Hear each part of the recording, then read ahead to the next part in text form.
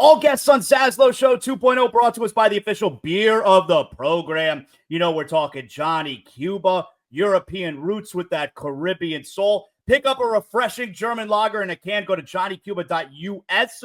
You can use the Johnny Locator. You'll find the nearest location to you. Of course, make sure you always drink responsibly. And don't forget Johnny Cuba's mantra, stay tranquilo. So glad to have our pal Chris Carlin on the program, making his return. It's been a while since we've had you on the show. Of course, Carlin versus Joe, every day, ESPN Radio, noon to 3 p.m. Eastern time. Did you have a nice Thanksgiving, Carlin? Outstanding. Outstanding in that I didn't see any family, and I was just home with my wife, and we had lasagna. That's Thanksgiving, buddy boy. Really? So you enjoyed it like that? So here's what happened. We went out to Las Vegas to watch the college basketball tournament for a couple of games. And then we came back on Thursday. We had made a lasagna on Sunday, put it in the freezer, slid it right into the oven. There's no turkey. And I'm not anti-Thanksgiving, little anti-turkey. But picked up some of the sides and things like that. But the lasagna, that hit. I have always wanted to be Italian on Thanksgiving because they give you a lot of different options. And this one hit the spot. I'm just sitting watching football, getting home. It was outstanding. How about that? And with the lasagna instead of the turkey, you don't get the itis. So you're not getting you're not getting tired before the end of the football being over. All right. So You can make it through the night. Exactly. So had no problems there. Good to go. Really hit the spot. I can't even. Oh, it was glorious. I was doing Thanksgiving. I got done with however many plates it was. And the clock said 7 p.m. And I'm like, this Dolphin game doesn't start for another 90 minutes. How the fuck am I going to stay awake for this? I'm so tired right now. Yeah, you're dead in the water right there. And I mean, were you hosting? Were you having people? No, we go to my father-in-law's now. Okay. All right. Well, listen, at the very least, it's not like you had a ton of work to do in front of you while you're trying to do that, thus making you even more tired, although socializing usually takes a lot out of me. When you got to be on, it's tiring to be on, you know? It's like when people get mad at us. Go ahead. No, I mean, listen, this is a show. We're putting on a show. That's what we're doing. Yes. Yeah. It's like, oh my, I can't even tell you, Carlin. There was one time where I decided to be honest and forget that I was hosting mornings. So getting up at the crack of dawn anyway, but talking about how tired I am, or we are, after doing a show. And do the listeners hate hearing that? Oh, yeah. Because we're working 4 hours. We're not laying brick. We're working 4 hours. And you're tired? Doing a show and being on for 4 straight hours, Carl, that's tiring.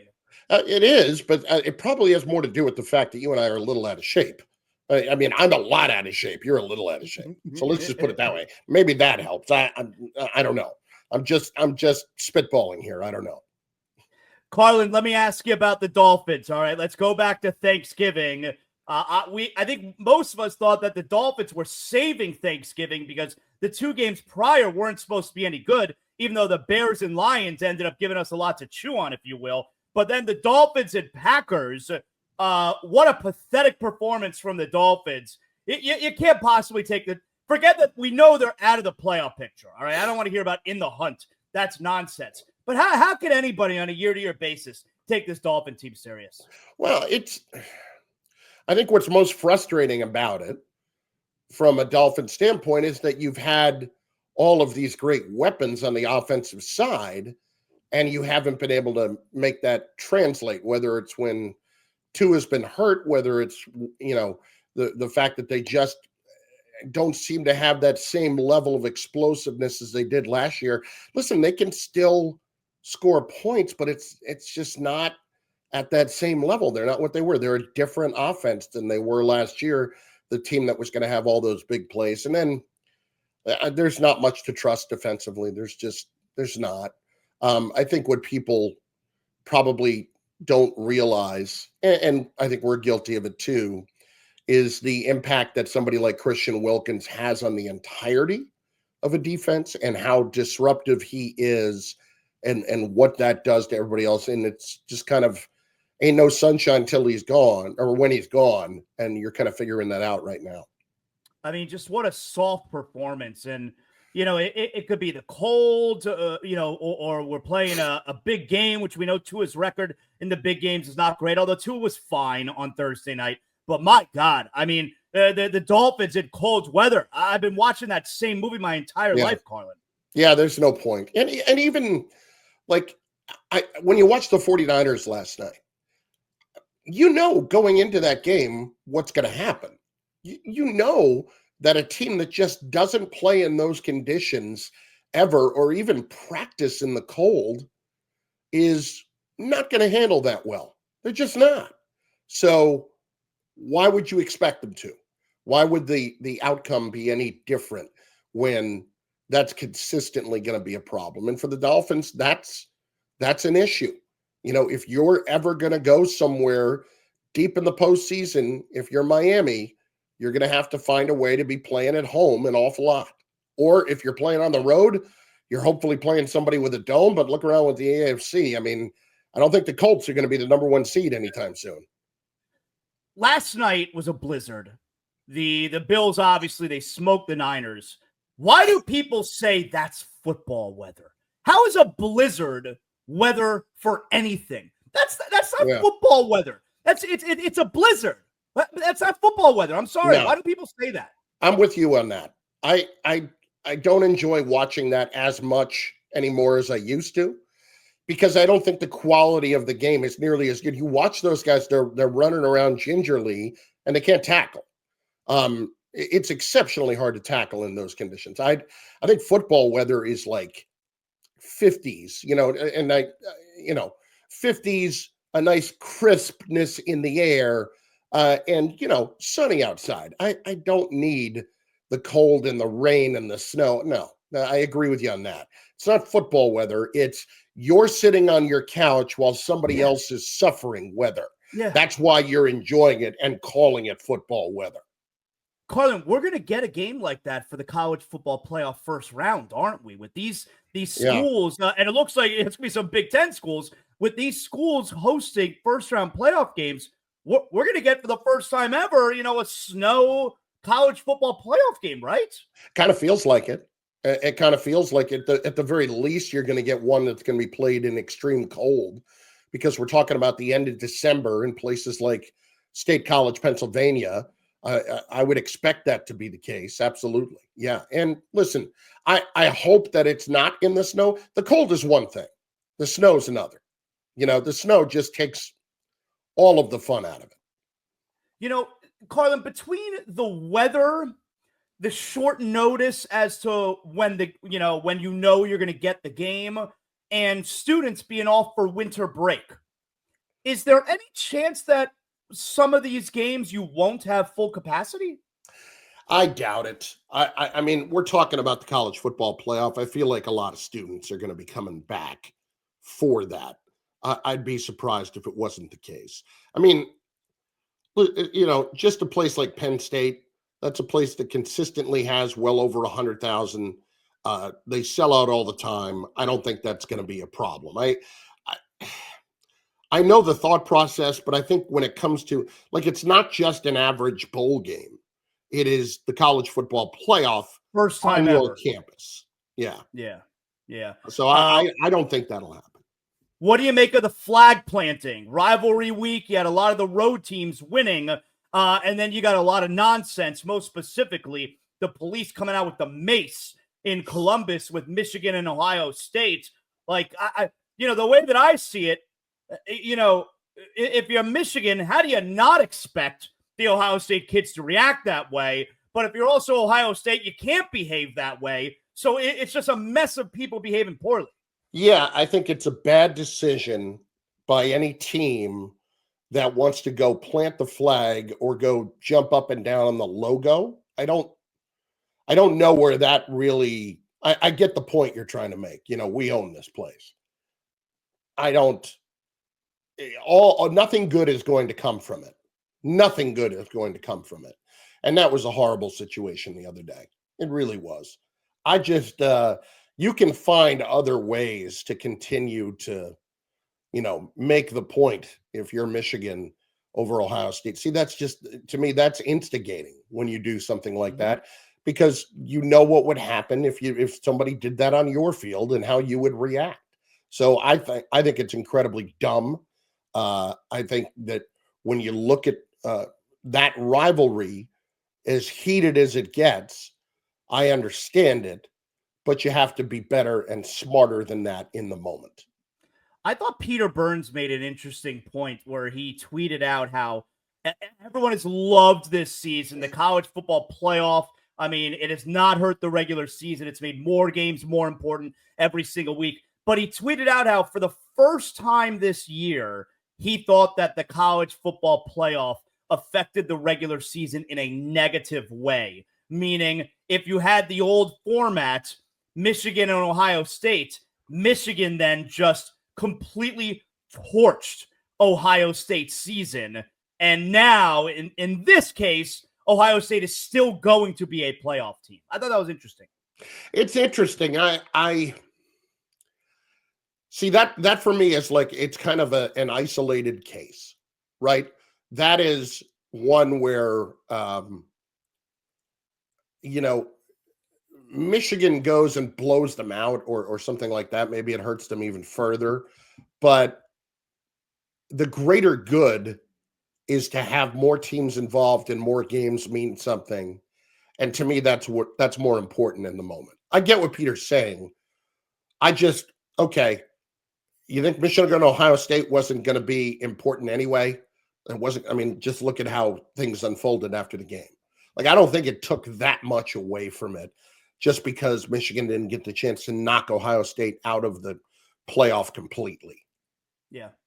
Let me swing back to the NFL here with you, Chris. Now, your show, Carlin versus Joe, before the season started, I was on the side of the graphic that the Jets are not a playoff team.